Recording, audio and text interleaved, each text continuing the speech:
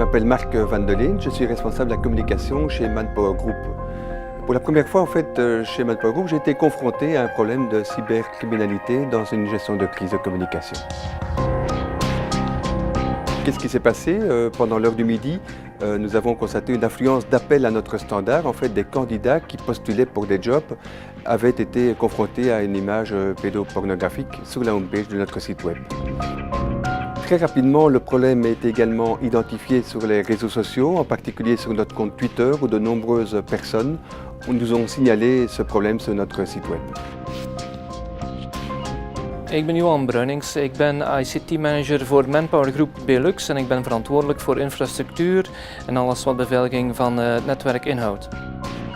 Op een middag is een collega tot mij gekomen met de melding dat de Manpower website gehackt was. We hebben gezien dat er kinderpornografie op te zien was en dat was op de homepage van Manpower België, dat toch behoorlijk wat kijkers krijgt.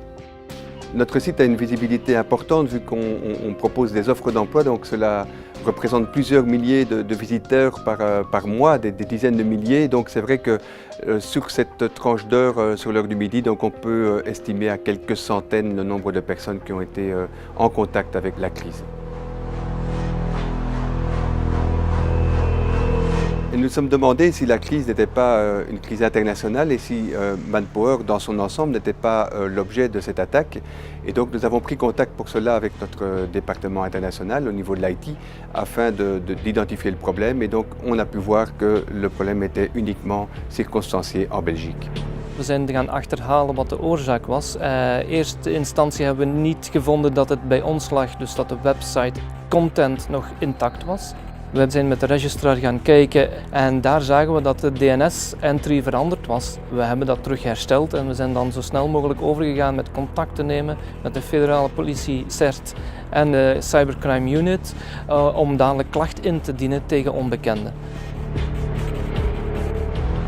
On l'a échappé belle, je dirais, parce que c'est vrai que confronté à ce type de problème, on ne sait pas trop dans quoi on s'embarque et ça peut prendre très vite des proportions importantes. Donc imaginons si on n'avait pas pu résoudre le problème rapidement, vu le trafic qu'on a sur notre site et la notoriété qu'on a, ça aurait pu nuire à notre image.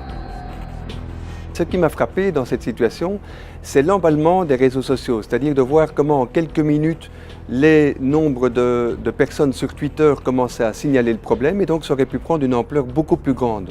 Alors nous avons également recontacté et contacté chaque personne qui nous a signalé le problème via notamment le compte Twitter, de façon à les remercier de nous l'avoir signalé. Je pense que ça fait partie d'une vigilance collective dans la société de signaler aux opérateurs ou aux entreprises qui sont confrontés à ce problème.